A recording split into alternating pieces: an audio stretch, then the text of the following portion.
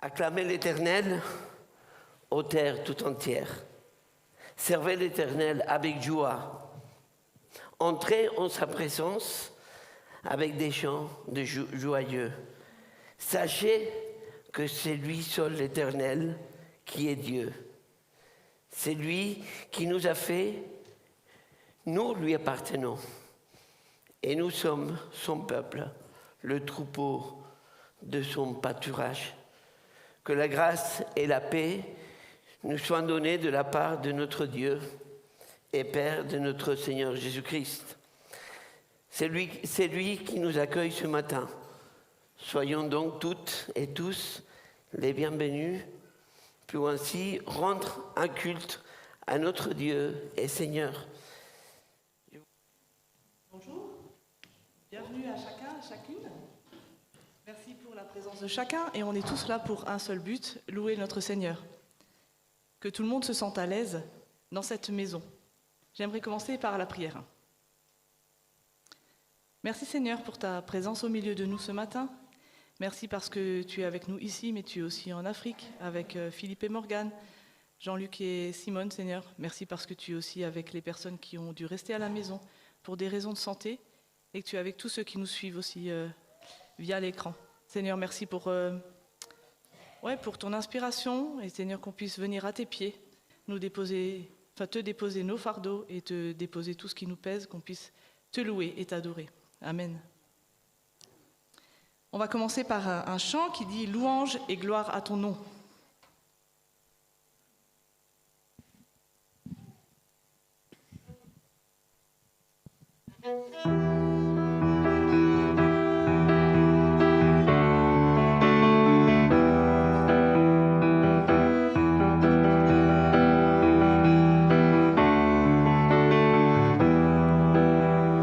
Louange et gloire à ton nom, Alléluia, Alléluia.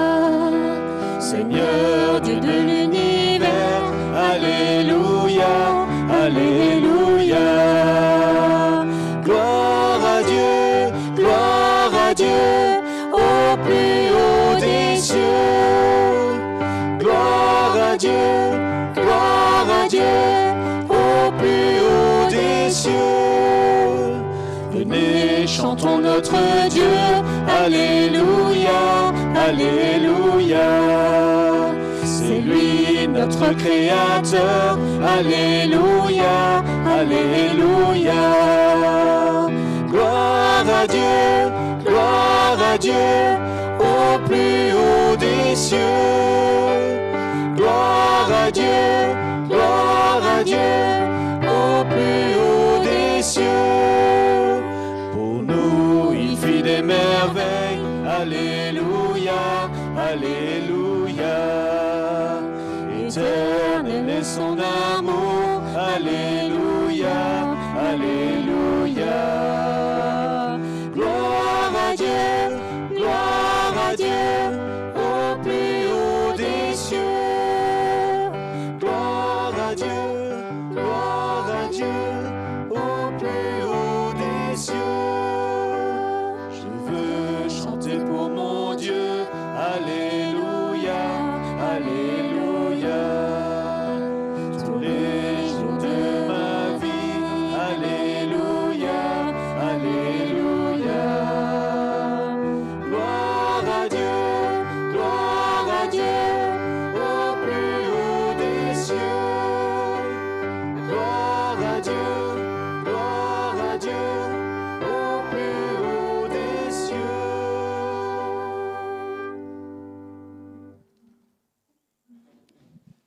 J'ai une petite question. Est-ce que vous savez ce qu'est, ou en tout cas, est-ce que vous pouvez me dire ce qu'est la technique du kintsugi? Alors, est-ce que quelqu'un a une idée? Le kintsugi. C'est pas français.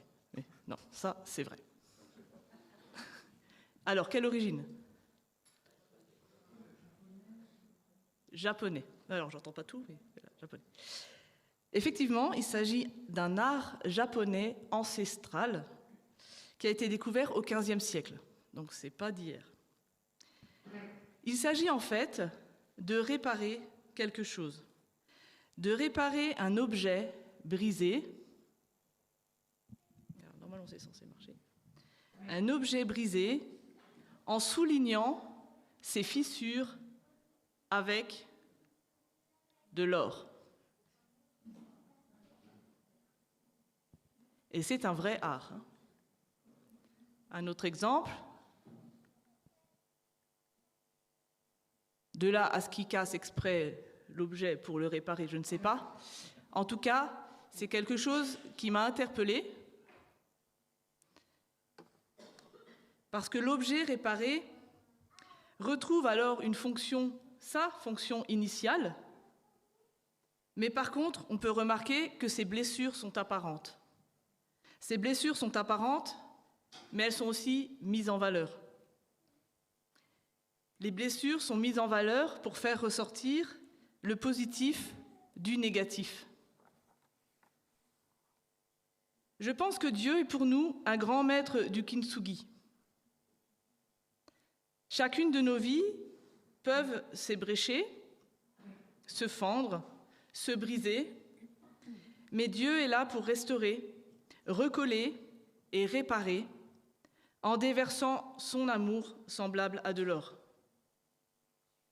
Et on retrouve alors une vie utile, fonctionnelle, peut-être avec un petit truc en plus.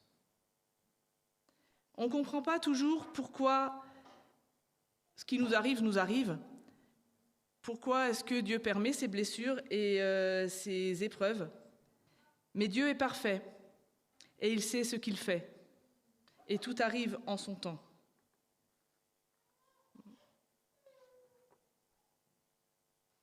Son but est que nous soyons à son image pour transmettre un message, pour transmettre son message, et que notre corps, qui est son vase, puisse être utile à recevoir son amour pour pouvoir le disperser. J'aimerais lire le psaume 46, versets 2 à 4. Dieu est pour nous un refuge et un appui, un secours qui ne manque jamais dans la détresse.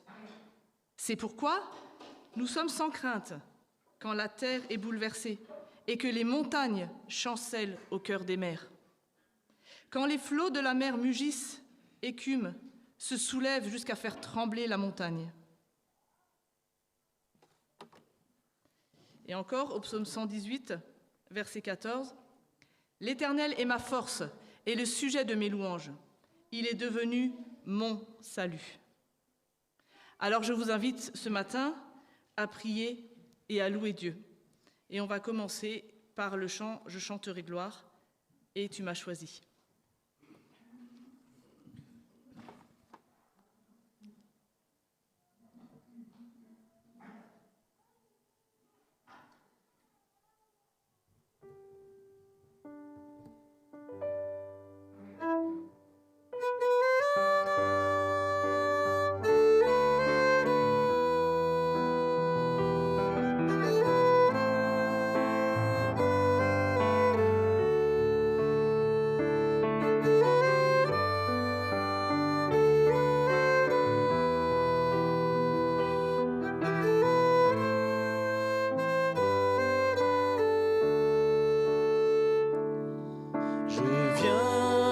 T'offrir, Seigneur,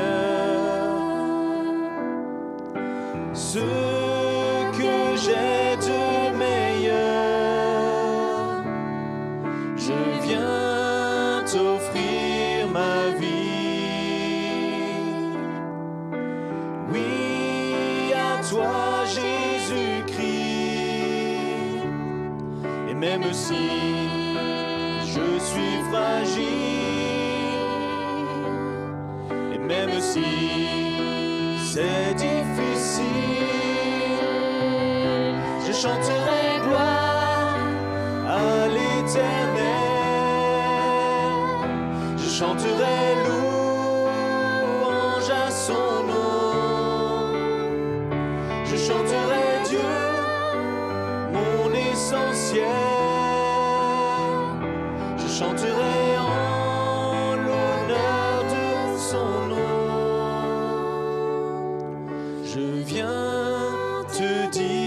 Seigneur, que tu es mon bonheur. Non, rien ne peut détruire notre bel avenir. Et même si je suis fragile, et même si c'est difficile, je chanterai gloire à l'Éternel. Je chanterai louange à son nom. Je chanterai Dieu, mon essentiel. Je chanterai en l'honneur de son nom. Toute ma vie, je redirai que tu as donné ta vie. Toute ma vie, je redirai que tu as payé le prix. Toute ma vie, je redirai que je ne vis que pour lui. Je chanterai gloire à l'Éternel. Je chanterai louange à son nom. Je chanterai Dieu, mon essentiel. Je chanterai en l'honneur de son nom. Je chanterai gloire à l'Éternel. Je chanterai louange à son nom. Je chanterai Dieu, mon essentiel. Je chanterai en l'honneur de son nom.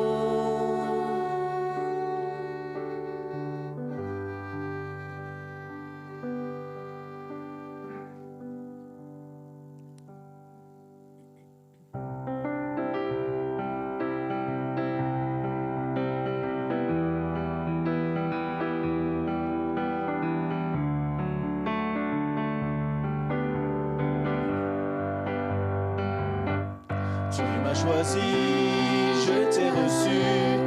Tu m'as aimé, je t'ai aimé.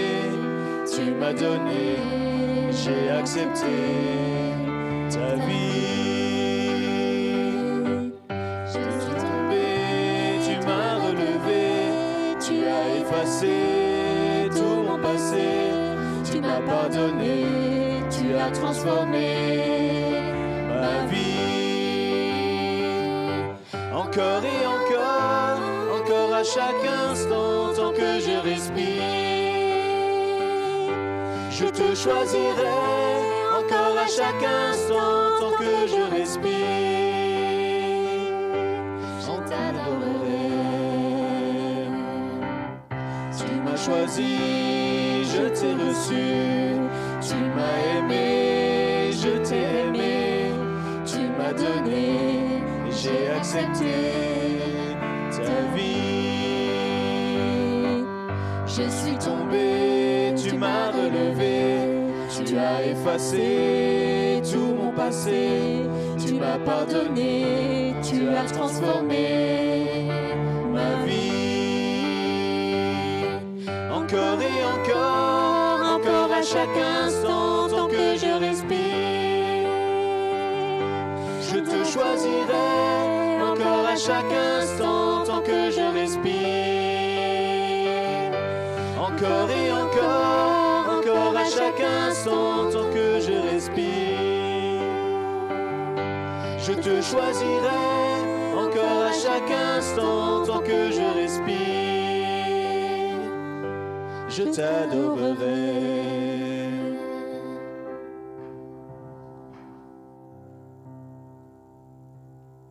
Psaume 117.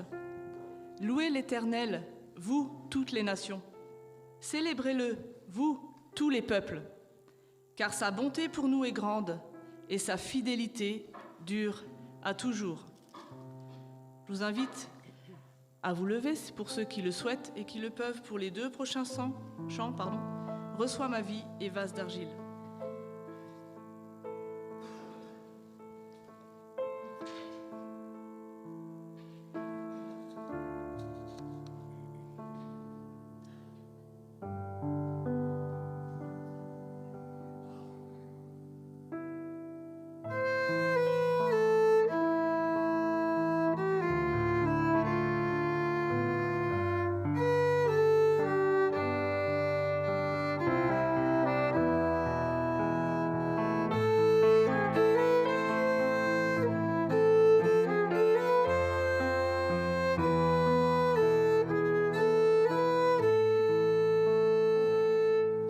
Reçois ma vie comme une adoration.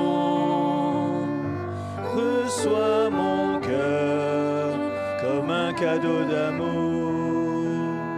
Je n'ai rien d'autre à t'offrir que ce sacrifice vivant. Je te donne ma vie pour toujours. J'abandonne sur ton autel en réponse à ton appel, mes visions, mes ambitions, car tu es ma vie, ma passion. À tes pieds émerveillés, je contemple ta majesté, je te donne sans compromis ce parfum de très grand prix. Reçois ma vie comme une adoration. Reçois mon cœur comme un cadeau d'amour. Je n'ai rien d'autre à t'offrir que ce sacrifice vivant. Je te donne ma vie pour toujours. J'abandonne sur ton autel en réponse à ton appel, mes visions, mes ambitions, car tu es ma vie, ma passion. À tes pieds émerveillés, je contemple ta majesté, je te donne sans compromis ce parfum de très grand prix. Reçois ma vie comme une adoration. Reçois mon cœur comme un cadeau d'amour. Je n'ai rien d'autre à t'offrir que ce sacrifice vivant. Je te donne ma vie pour toujours.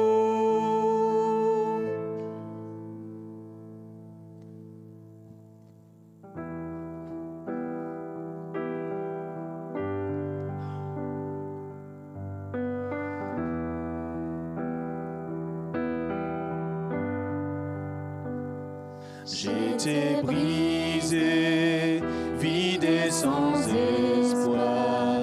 Ta grâce m'a trouvé, m'a restauré. Je n'ai rien à moi, mais tel que je suis, tu me libères, tu me libères. Grâce infinie de notre Dieu qui un jour m'a sauvé. Oh, oh, oh, j'allais errant de lieu en lieu quand tu m'as retrouvé. Et maintenant je vois l'amour, la grâce dans tes yeux, donnant ta vie pour moi, me ramenant de la mort à la vie.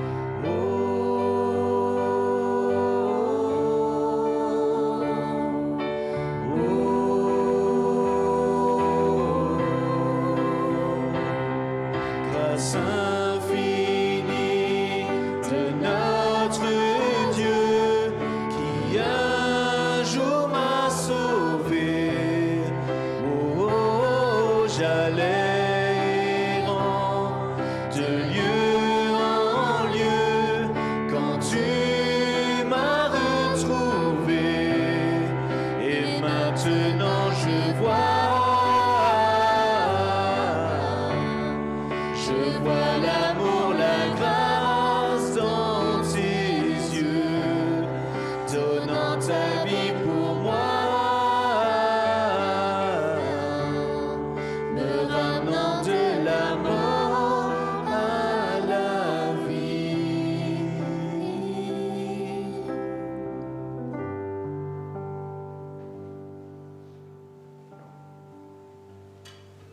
Au reste, fortifiez-vous dans le Seigneur et par sa force toute puissante. Force de l'Éternel, semblable à nos réparations en or. Je vous invite à invoquer la puissance de Dieu avec 3 chants. Ton amour, ta puissance, ton amour est là, mon secours est en toi.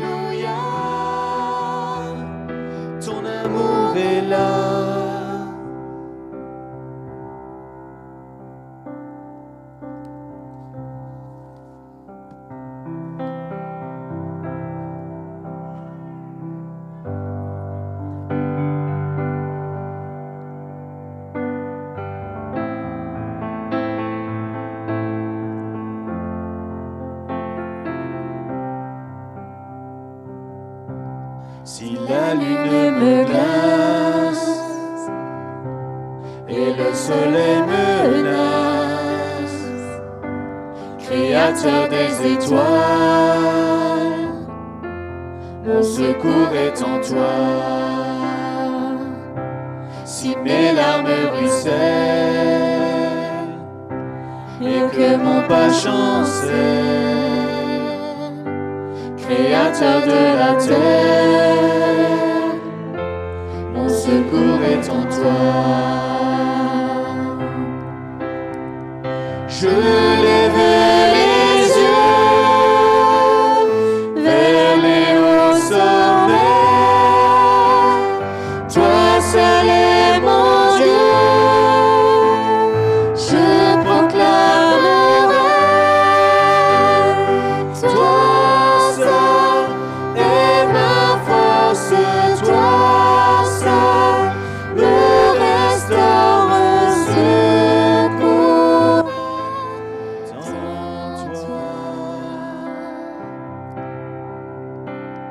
Toujours tu me portes, jamais tu ne donnes mon secours. Sans toi, si la peur m'envahit et mon rêve chavire, Créateur de la vie, mon secours est en toi. Je lève les yeux vers les hauts sommets, toi seul est mon Dieu, je proclamerai, toi seul est ma force, toi seul me restaure mon secours est en toi. Toujours tu me portes, jamais tu ne donnes mon secours est en toi. Ta victoire, mon espoir, ton chemin, mon destin, ton salut, mon refuge, tout est en toi. Ta victoire, mon espoir, ton chemin, mon destin, ton salut, mon refuge, tout est en toi. Ta victoire, mon espoir, ton chemin, mon destin, ton salut, mon refuge, tout est en toi. Ta victoire, mon espoir, ton chemin, mon destin, ton salut, mon refuge, tout est en toi. Je lève les yeux vers les hauts sommets, toi seul est mon Dieu, je proclamerai, toi seul est ma force, toi seul me restaure mon secours est en toi. Toujours tu me portes, jamais tu ne donnes mon secours est en toi.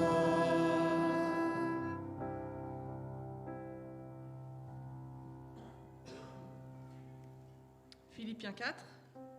Réjouissez-vous toujours dans le Seigneur. Je le répète, réjouissez-vous. Ne vous inquiétez de rien, mais en toute chose, faites connaître vos besoins à Dieu par des prières et des supplications, avec des actions de grâce. Je puis tout par celui qui me fortifie.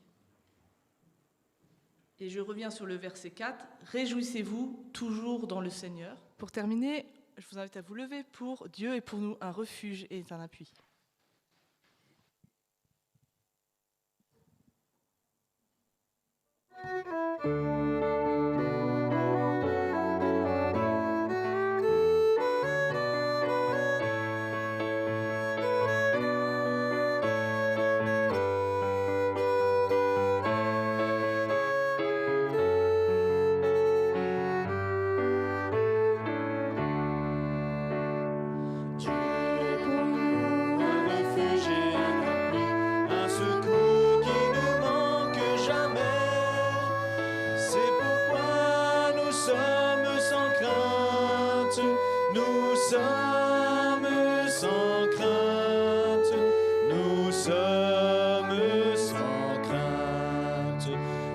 terre est bouleversée, que les flots se déchaînent, que les montagnes chancellent au cœur des mers.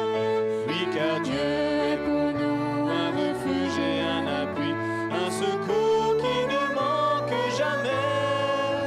C'est pourquoi nous sommes sans crainte, nous sommes sans crainte, nous sommes sans crainte. Quand la terre est bouleversée, que les flots se déchaînent, que les montagnes chancellent au cœur des mers. Oui, car Dieu est pour nous un refuge et un appui, un secours qui ne manque jamais. C'est pourquoi nous sommes sans crainte, nous sommes sans crainte, nous sommes sans crainte. Dieu est pour nous un refuge et un appui, un secours qui ne manque jamais. C'est pourquoi nous sommes sans crainte, nous sommes sans crainte, nous sommes sans crainte.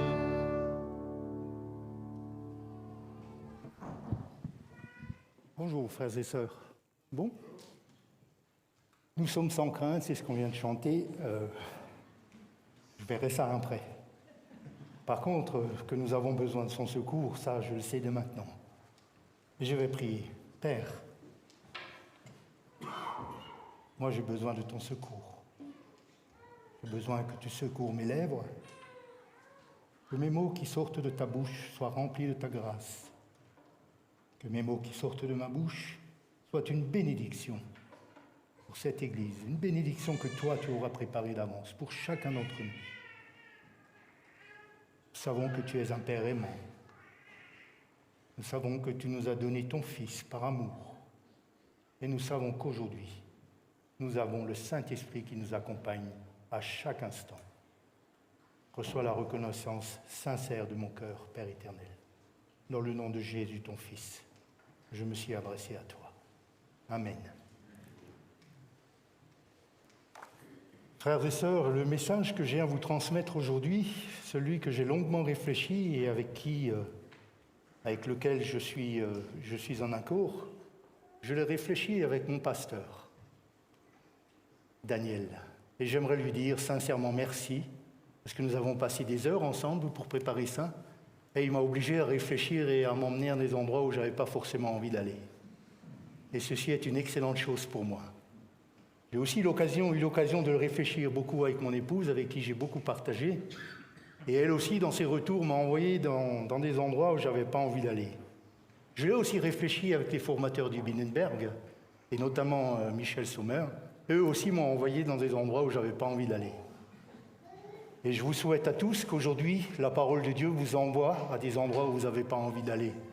Parce que c'est là qu'il veut se révéler à nous. C'est là qu'il veut nous conduire et c'est là qu'il veut nous donner quelque chose. Le texte de base. Acte 1, 4 à 8. Comme Jésus se trouvait avec eux, il leur recommanda de ne pas s'éloigner de Jérusalem, mais d'attendre ce que le Père avait promis. Ce que je vous ai annoncé, leur dit-il. Car Jean a baptisé d'eau, mais vous, dans un peu de jours, vous serez baptisés du Saint-Esprit. Alors les apôtres réunis lui demandèrent, « Seigneur, est-ce ce temps que tu rétabliras le royaume d'Israël ?» Il leur répondit, « Ce n'est pas à vous de connaître les temps ou les moments que le Père a fixés de sa propre autorité. Mais vous recevrez une puissance, le Saint-Esprit survenant sur vous, et vous serez mes témoins à Jérusalem, dans la Samarie, dans toute la Judée et jusqu'aux extrémités de la terre. » Acte 2, tous furent remplis d'Esprit Saint. Ils se mirent à parler en d'autres langues, et chacun s'exprimait selon le nom de l'Esprit. Chacun d'eux entendait dans son propre dialecte ceux qui parlaient. Comment se fait-il que chacun de nous les entende dans son propre dialecte, sa langue maternelle ?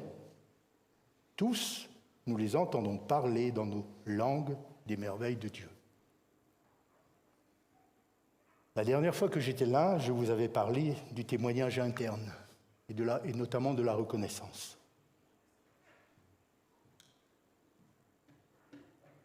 Que nous sommes témoins les uns pour les autres, que nous sommes témoins de ce que Dieu accomplit dans nos vies.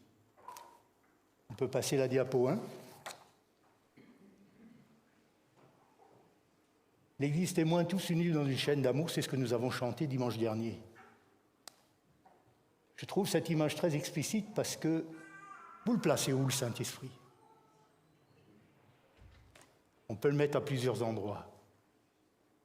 Le maillon qui manque là-bas, le maillon tout en haut à droite, ça c'est le Seigneur. Ça c'est la grâce qui nous a été faite. Ça c'est le salut qui nous a été accordé.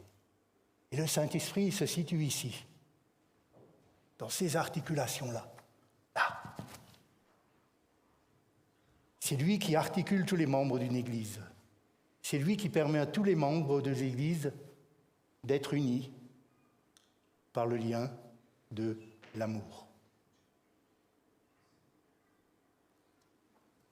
Ce que le Père a promis, Jésus l'a annoncé, vous serez baptisés du Saint-Esprit. Et ce matin, je vais vous parler du rôle incontournable du Saint-Esprit dans nos vies. Je le dis tout de suite, la prochaine fois, et ce sera la fin de la série, je vous parlerai des dons spirituels, notamment du parler en langue, de la parole prophétique, de la parole de connaissance et du don de guérison. Voilà ce que je comprends aujourd'hui par rapport à cela, avec toutes mes limites. Et avec des réelles tensions en moi. Tensions dans le sens où je ne peux pas régler la question. Je n'ai pas réussi à la régler définitivement pour qu'elle me soit totalement acceptable. Mais je sais que je suis en cheminement et le Saint-Esprit continuera à m'enseigner. Nous sommes appelés à témoigner avec le caractère du Saint-Esprit. C'est Galates 5, 22. Mais aussi équipés de ses dons. 1 Corinthiens 12. Ne réduisons pas l'œuvre du Saint-Esprit à la seule expression des dons de puissance. Gardons-nous du magique et de la fascination qui, quelquefois, malheureusement, mènent à l'idolâtrie du don. Le Saint-Esprit n'est pas une émotion, c'est une personne de la Trinité. Jésus et les pères sont-ils une émotion? Non, ce sont des personnes. Le Saint-Esprit est une personne qui a des émotions. Il n'est pas un interrupteur sur lequel je passe à ma convenance. Je ne l'allume pas quand je veux. Ou je l'éteins quand ce qu'il me dit, je ne veux pas l'entendre. La mission de l'Esprit Saint n'est-elle pas d'abord de poursuivre l'œuvre du Père créateur, des prophètes, de Jésus, notre Sauveur? Et n'est-il pas ce lien d'amour entre nous? Mais il est aussi, Jean 16, verset 7, « Cependant, je vous le dis, la vérité. Il vous est avantageux que je m'en aille, car si je ne m'en vais pas, le Consolateur ne viendra pas vers vous. Mais si je m'en vais, je vous l'enverrai. Et quand il sera venu, il convaincra le monde en ce qui concerne le péché, la justice et le jugement. » J'ai une histoire avec le Saint-Esprit qui est très longue dans le temps, elle est très vieille. Et je me souviens, et c'est pour faire un petit clin d'œil à ma sœur Martine et à Rolf qui sont là aujourd'hui, je me souviens du baptême de leur enfant.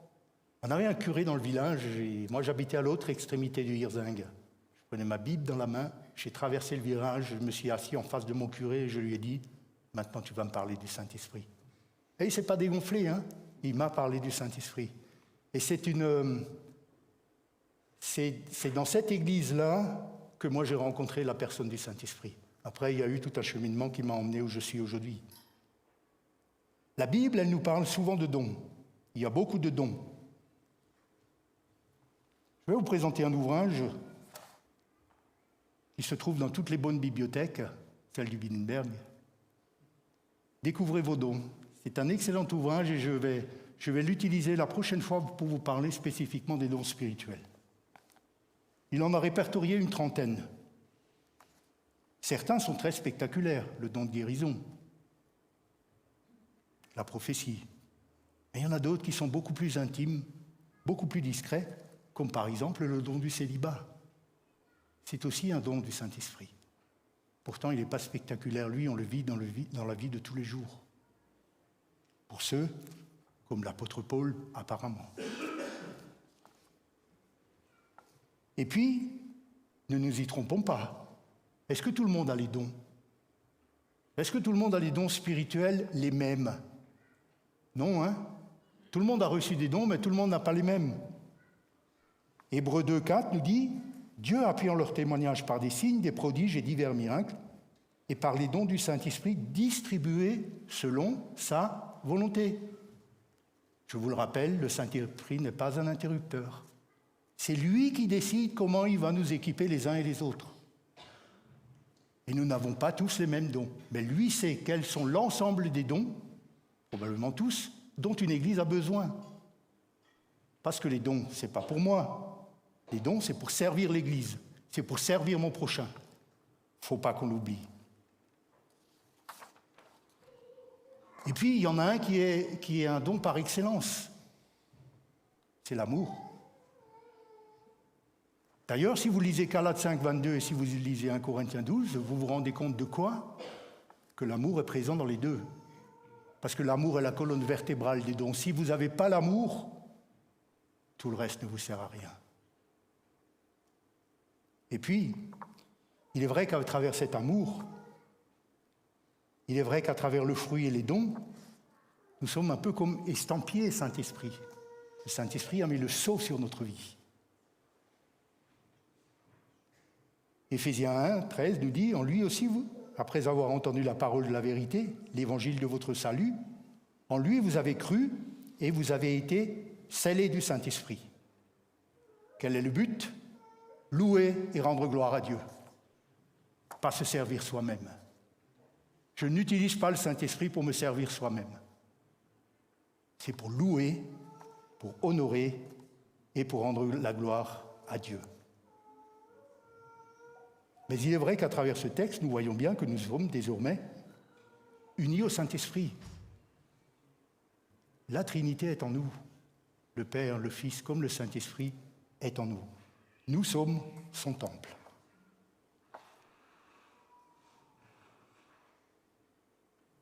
Et puisqu'il nous a donné des dons, utilisons-les pour servir les autres. 1 Pierre 1,4 nous dit « Exercez l'hospitalité les uns envers les autres, sans murmure, comme de bons dispensateurs des diverses grâces de Dieu.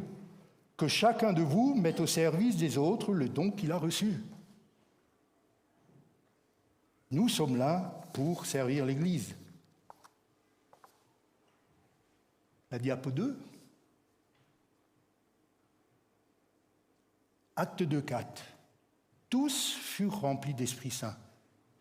Ils se mirent à parler en d'autres langues, et chacun s'exprimait selon le don de l'Esprit. C'est ce que nous appelons, dans tous nos milieux, les textes que je vous ai cités tout à l'heure, et celui-là, la Pentecôte. Qu'est-ce qui s'est passé à la Pentecôte? Parce que c'est important qu'on réfléchisse un peu ensemble là-dessus. Ce n'est pas une fête qui a été faite pour les chrétiens, à cette époque-là. Les Juifs de toutes les nations étaient présents à Jérusalem pour venir fêter leur Pentecôte à eux, appelée Shavuot, qui célèbre l'anniversaire du don de la parole que Dieu a donné à Moïse.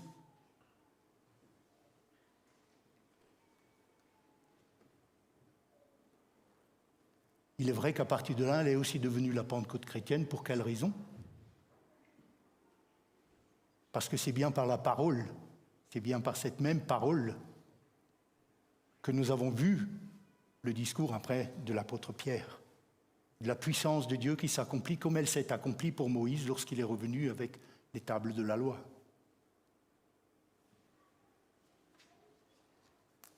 À la Pentecôte, moi je perçois 3 dimensions. Il y en a probablement plus.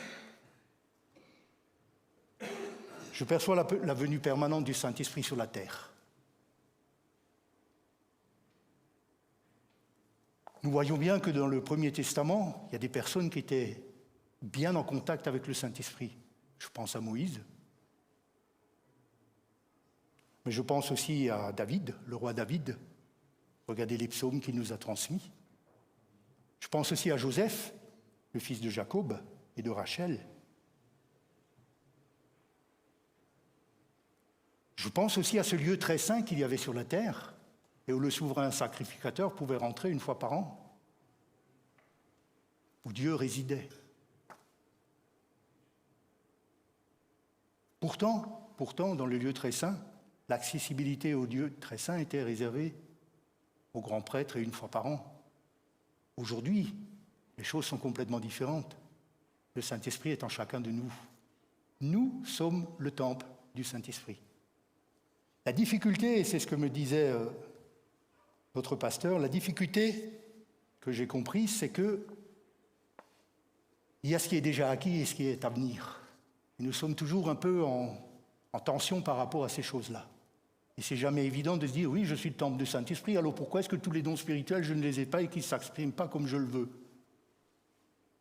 Il y a des choses qui nous sont acquises, il y en a d'autres qui sont encore à venir. Sachons avoir assez de sagesse pour discerner entre les deux.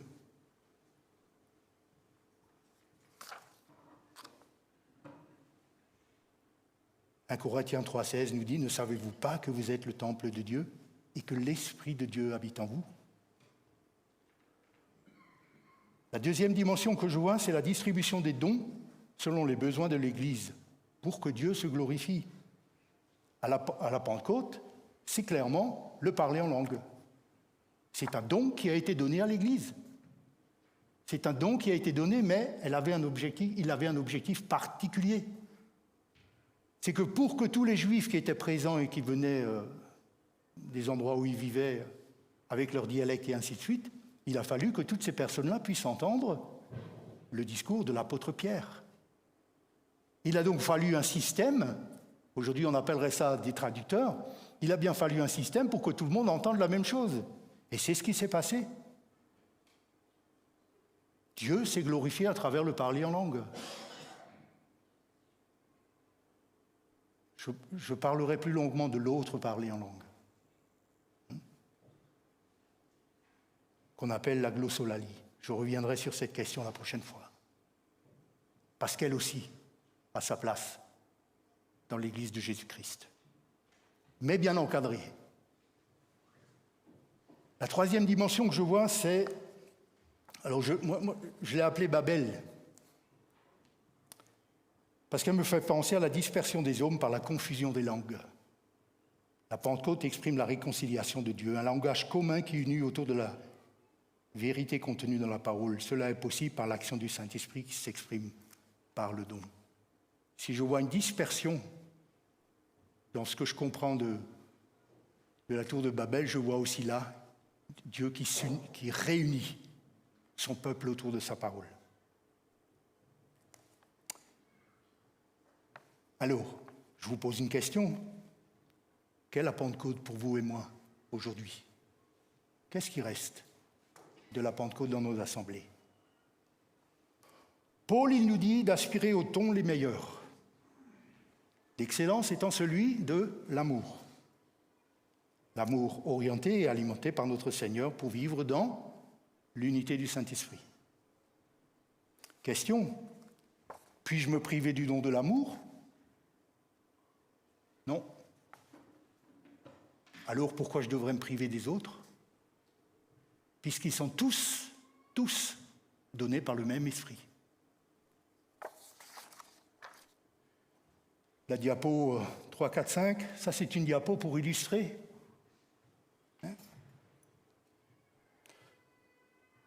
En 2024, tous les agriculteurs ont un ou plusieurs tracteurs. Mais ils ont aussi tous les accessoires qui vont avec, pour exploiter les ressources des terrains agricoles afin d'en vivre et de nourrir les êtres humains. Et pour ceux qui sont chrétiens, ils peuvent ainsi rendre un culte et un témoignage à Dieu. Que ferait l'agriculteur s'il avait qu'un tracteur? Rien. Il pourrait aller se promener avec, il pourrait aller le montrer à tout le monde, mais il ne pourrait rien faire. Que serait un agriculteur s'il n'avait que le terrain? et pas le tracteur? Rien.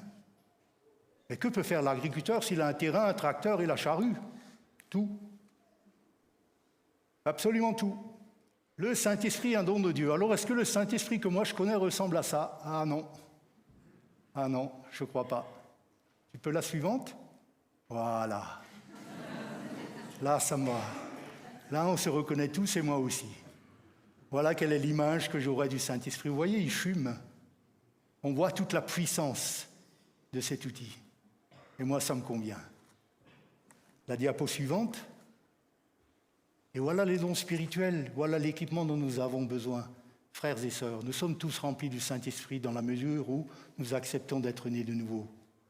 Mais nous avons besoin de l'équipement nécessaire pour que le Saint-Esprit puisse développer et exprimer toute sa puissance en nous. Nous avons besoin des dons du Saint-Esprit.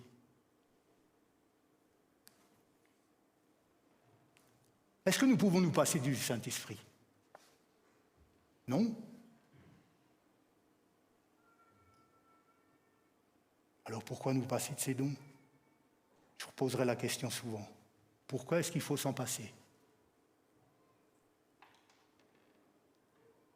Paul rencontre des personnes en Actes 19:2.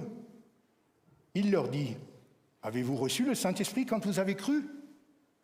Ils lui répondirent, « Nous n'avons même pas entendu parler qu'il y ait un Saint-Esprit. » Alors que nous aussi. Que fait Paul? Paul comprit cela et leur imposa les mains pour qu'ils soient baptisés dans le Saint-Esprit, au nom du Seigneur Jésus, et qu'ils puissent vivre avec les dons. Qu'est-ce qui s'est passé? Vous pouvez lire ça dans Corinthiens, Acte 19:2. Qu'est-ce qui s'est passé? Les personnes se sont mis à parler en langue et ont prophétisé. Ils ont donc reçu le Saint-Esprit. Ils ont reçu une expérience nouvelle avec le Saint-Esprit. Ils l'ont déjà eu, le Saint-Esprit, parce que nous, on pense, dans notre doctrine à nous, que lorsqu'on croit, que lorsqu'on nous donne notre vie au Seigneur, le Saint-Esprit entre en nous, il fait de nous son temple. Ça, c'est une expérience supplémentaire. Pouvons-nous nous en passer? Oui, on peut s'en passer. Mais pourquoi s'en passer? Pourquoi si Daniel a envie de me donner un bonbon, je ne le prendrai pas? Prenons-le. Prenons tout ce que le Saint-Esprit peut nous offrir. Frères et sœurs, la réception du Saint-Esprit n'est pas une option que nous pouvons choisir ou non. Ne restons pas des orphelins.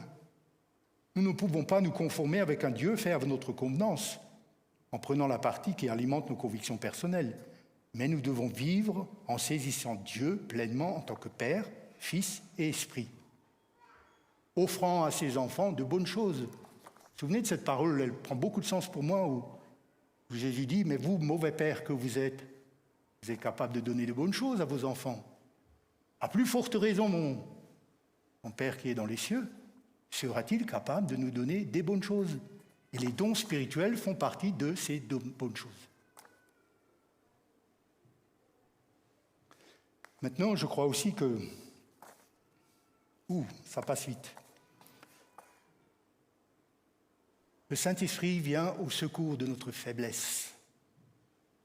Il me semble nécessaire de nous rappeler que le témoignage de l'Église nécessite toute la puissance du Saint-Esprit pour la secourir dans ses faiblesses, les miennes. Parce que servir les dévalorisés, ceux qui sont cabossés par la vie, nous l'avons un peu entendu tout à l'heure à travers le témoignage de notre frère, mais je peux tout à fait me retrouver dans ce qu'il a dit. Je fais aussi partie de ceux qui ont été cabossés par la vie, cabossés par le péché. Répondre aux besoins croissants de l'humanité malade, nous avons besoin du Saint-Esprit pour pouvoir accomplir cela. Sinon, nous n'y arriverons pas. Le Saint-Esprit, je pense que c'est une puissance spirituelle qui conduit l'Église, qui construit l'Église dans un état de faiblesse. Et nous resterons faibles jusqu'au retour définitif de notre Seigneur Jésus-Christ. Nous resterons dans cet état-là. Même si nous avons les prémices de beaucoup de choses que nous pouvons déjà vivre. Paul dira cette belle parole, c'est quand je suis faible que je suis fort. Et puis il rajoute en Romains 8, 25, mais De même aussi l'Esprit nous aide dans notre faiblesse, car nous ne savons pas ce qu'il nous convient de demander dans nos prières. Mais l'Esprit lui-même intercède par des secours, par des soupirs inexprimables. Et celui qui sonde les cœurs connaît quelle est la pensée de l'Esprit, parce que c'est selon Dieu qu'il intercède en faveur des saints. Frères et sœurs, ce que je vais vous dire maintenant, ne le prenez pas comme un jugement de valeur de ma part, si quelqu'un se sent touché. Je trouve que la course vers les dons spirituels spectaculaires est souvent remplie d'arrogance. Et j'en suis triste. Je suis triste de voir comment, aujourd'hui, le corps de Christ est divisé à cause de l'expression des dons spirituels. Je trouve ça hallucinant. Quand j'ai réfléchi à cette question-là, j'en ai pleuré. J'en ai pleuré de tristesse. Et je ne comprends pas. Parce que nous savons tous que le rôle essentiel du Saint-Esprit, c'est de nous unir. C'est de créer cette chaîne d'amour. Et pourtant, qu'est-ce que je constate? Je constate qu'il y a des divisions, je constate qu'il y a des ruptures, je constate qu'il y a des conflits, je constate qu'il y a des jugements, je constate tout ça. Et je trouve ça personnellement très triste.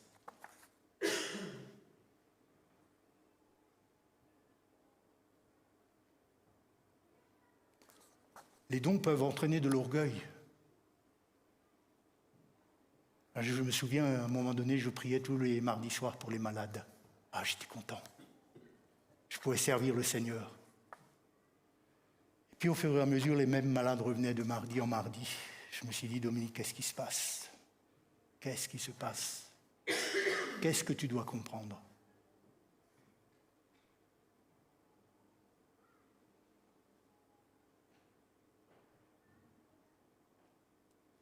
Si les dons sont dépourvus de toute humilité et de sagesse, ils créent des ravages spirituels dans nos églises. Et beaucoup créent des blessures tellement profondes qu'elles ont beaucoup de mal à cicatriser. Et pourtant, Jésus nous dira, dans Jean 15, 5, il dit « Je suis le cep et vous êtes les sarments. Celui qui demeure en moi et en qui je demeure portera beaucoup de fruits, car sans moi, vous ne pouvez rien faire. »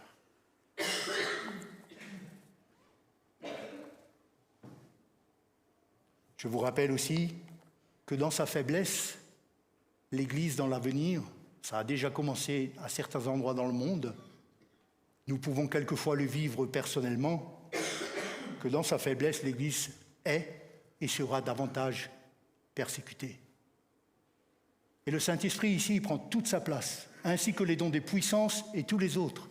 Ils viennent pour nous secourir. Ils viennent pour être l'appui dont nous avons besoin pour traverser ces temps de tempête qui sont déjà en nous et qui sont devant nous. Jésus le dira dans Matthieu 5, Vous connaissez le texte sur le sermon sur la montagne. Heureux ceux qui sont persécutés par la justice. Heureux serez-vous lorsqu'on vous outragera, qu'on vous persécutera et qu'on dira faussement de vous toutes sortes de mal à cause de moi. Réjouissez-vous et soyez dans l'allégresse, parce que votre récompense sera grande dans les cieux. Comment est-ce que je peux me réjouir si ce n'est pas par la vie du Saint-Esprit en moi? Comment est-ce que je vais me faire quand quelqu'un, comme le dit Jésus, m'outragera? Mais comment est-ce que je peux être dans la joie? Je ne peux pas être dans la joie humainement, ce n'est pas possible. Donc pour que ce texte-là puisse devenir une réalité pour moi, il faut que le Saint-Esprit m'aide. Il faut que le Saint-Esprit soit présent dans ma vie pour que je puisse être un témoignage à sa gloire. Il faut qu'il vienne me secourir dans mes faiblesses. Autrement, je n'ai pas de solution. Si, j'ai des solutions, mais ce n'est pas celle que je veux. Et puis, les dons spirituels. Oui, mais n'oublions pas que les dons spirituels, c'est le Saint-Esprit. Ce n'est pas quelque chose qui est déconnecté du Saint-Esprit. C'est quelque chose qui ne fait qu'un avec le Saint-Esprit. Lorsque le Saint-Esprit est présent, la puissance du Saint-Esprit s'exprime par des dons spectaculaires et par tous les autres. Par le fruit de l'Esprit. C'est aussi une manière que le Saint-Esprit a choisie pour se faire connaître à travers nous. Je vais vous raconter juste une petite histoire. Un matin, je dis à ma femme, écoute, aujourd'hui je vais voir sur une échelle de 1 à 10 où se situe ma patience. Et puis je suis parti au boulot, convaincu que ça allait être très haut. Et je suis rentré au boulot pratiquement à genoux. Parce que la note que je me suis donnée, je crois que c'était 0,1. Parce que toute la journée, j'ai vécu des moments où ma patience, elle a été mise à l'épreuve, où j'étais franchement nul. Ça, c'était il y a très longtemps. Aujourd'hui, je pourrais refaire la même expérience. Je pense qu'avec le temps, je serai à 0,2. Ça progresse, tout doucement. On peut mettre la diapo 9 ?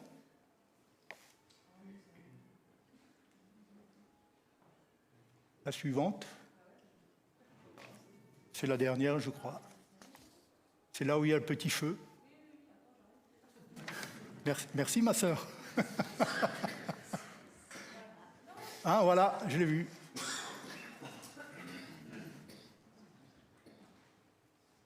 Je conclus. Que reste-t-il de la Pentecôte pour nous et son Église en 2024 ? Comment est-ce que nous comprenons les divers réveils qu'il y a eu dans l'Église ? Je pense celle du Pays de Galles parce que nous l'avons travaillé en formation. Que pouvons-nous penser de ministères comme celui de Reinhard Bonnke, qui a vu des dizaines de milliers de personnes donner sa vie à Jésus et des centaines, voire des milliers de personnes qui ont reçu le secours de la puissance du Saint-Esprit à travers des guérisons, des délivrances et tout le reste? Est-ce que nous pouvons le nier parce que ça ne nous arrange pas? Est-ce qu'il faut le glorifier? Au contraire. Est-ce que nous pouvons repousser l'idée que l'Église du Birkenhof a besoin d'être réveillée? Est-ce que nous avons besoin d'un réveil? Est-ce que moi, j'ai besoin d'être réveillé dans ma vie de tous les jours? Je vous réponds clairement à cette question, oui. Moi, j'ai besoin que le Saint-Esprit vienne m'éclairer toujours davantage. Mais que faire de nos peurs? Comment lâcher nos freins? Comment pouvons-nous exprimer l'organisation des dons, que ce soit dans ma vie privée ou dans les cultes?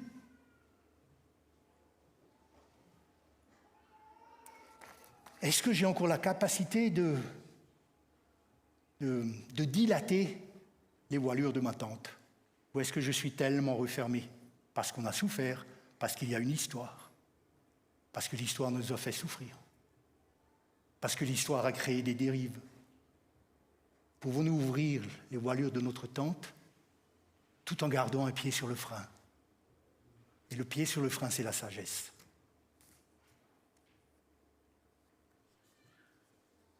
Je termine, parce que j'ai déjà conclu. J'ai toujours besoin que mon cœur à moi puisse être dilaté afin que la lumière de Dieu puisse le pénétrer davantage. J'ai beaucoup de respect pour les aînés. Et il y en a un certain nombre ici. Je veux vous le dire, j'ai beaucoup de respect pour vous. Parce que vous êtes l'histoire à travers laquelle je suis l'héritier. Alors, pas forcément que les aînés du Birkenhof, mais j'ai toujours un profond respect pour moi, pour les personnes aînées, parce qu'elles sont la trame par laquelle moi j'existe aujourd'hui. Et j'ai beaucoup de respect pour les jeunes. Je les ai écoutés louer hier soir et j'ai passé un moment excellent. J'ai encore écouté la louange de ce matin, j'ai pleuré souvent. Je trouve que tout ça est excellent. Et c'est pour cette raison que j'ai choisi le chant final. Jeunes et vieux se réjouiront ensemble.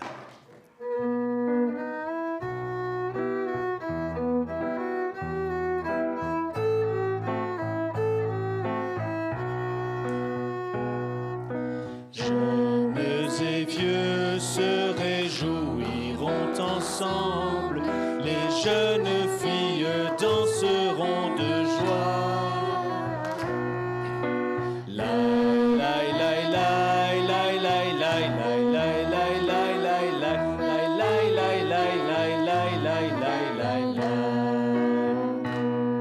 Je changerai leur deuil en allégresse et je les consolerai. Je leur donnerai la joie au lieu du chagrin.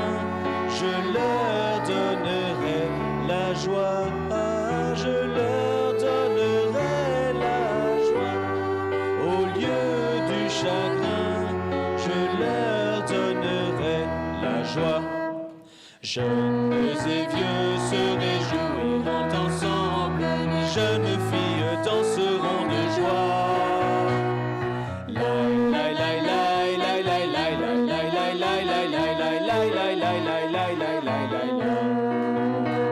Je changerai leur deuil en allégresse et je les consolerai. Je leur donnerai la joie au lieu du chagrin. Je leur donnerai la joie. Je leur donnerai la joie au lieu du chagrin. Je leur donnerai la joie. Jeunes et vieux se réjouiront ensemble, les jeunes filles danseront de joie.